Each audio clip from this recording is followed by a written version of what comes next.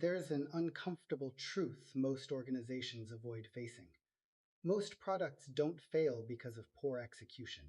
They fail because they were never designed as businesses. Features are shipped, roadmaps are optimized, velocity is celebrated, but almost no one asks the structural question: is this product designed to operate our business model?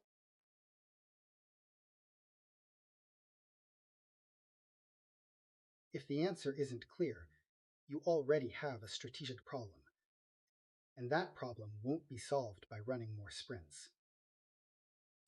In most companies, strategy lives in slide decks.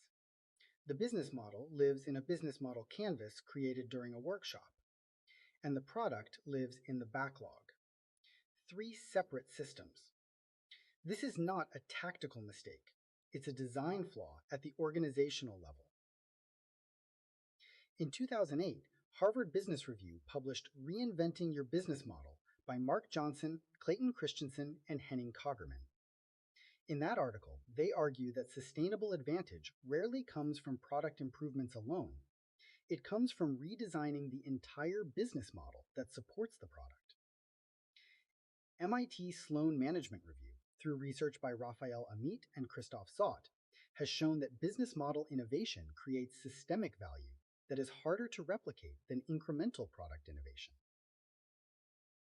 N. McKinsey, in Strategy to Beat the Odds, demonstrates that coherence between strategic choices and execution is one of the strongest predictors of sustained outperformance. Link in description. The pattern is consistent.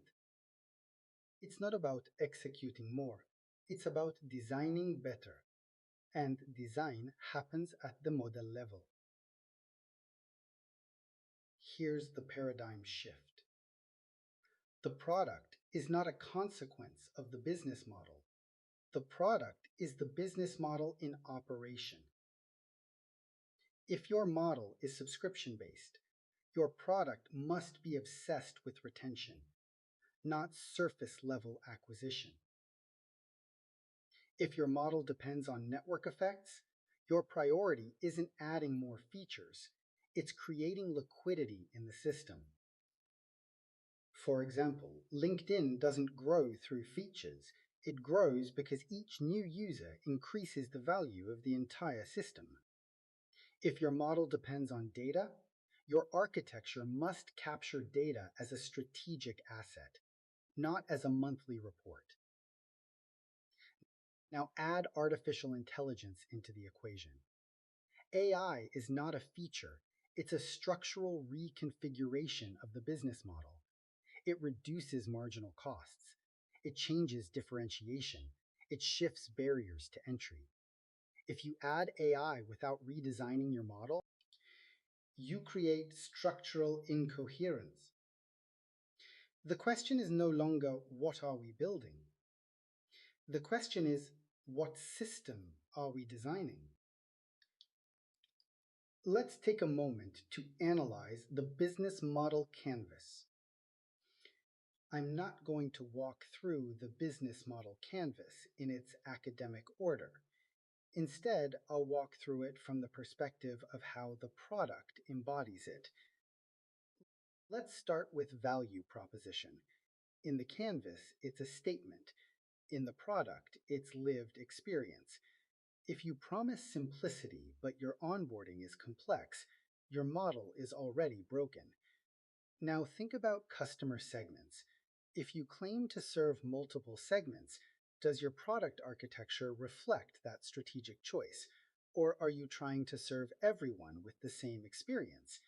That's where hidden costs begin. Many companies collapse under complexity they designed themselves. Revenue streams. If your model is subscription-based, you must optimize lifetime value, the total economic value a customer generates over the entire relationship with your company. Not the first payment, the total projected value over time. That lifetime value must significantly exceed your customer acquisition cost, the total cost of acquiring a new customer. The LTV to CAC ratio determines whether your model scales or breaks. In healthy SaaS businesses, a ratio above 3 to 1 is often considered sustainable. But here's the key point. Marketing doesn't optimize LTV. Product design does. Retention, expansion, recurring value, that's architecture designed for long-term value creation. Customer relationships. If you're not analyzing cohorts, meaning groups of users who joined in the same period, and how their behavior evolves over time, you're looking at averages. Averages hide churn. Cohorts reveal reality. Let's analyze channels. In the canvas, they're distribution mechanisms. In product, they become onboarding and activation design. If your model depends on scalable digital acquisition, your onboarding must be frictionless. If your model depends on enterprise sales, your product must support complexity without destroying unit economics. Now, key resources and activities. If your advantage depends on proprietary data, you need strong data architecture. If your advantage depends on rapid experimentation, you need modular systems. MIT Sloan has repeatedly shown that digital architecture determines how adaptable your business model can become. And finally, cost structure. This is where silent failure happens. Excessive customization, permanent exceptions, growing internal complexity. The strategic question is not, can we build this? It's, does this protect or erode our economic model? When you walk through the canvas this way, something becomes clear. The product does not implement the model. It embodies it. And if your product doesn't embody your model, someone else's will. If you lead product, your role changes. You're not prioritizing backlog. You're designing an economic system. Stop asking what feature comes next.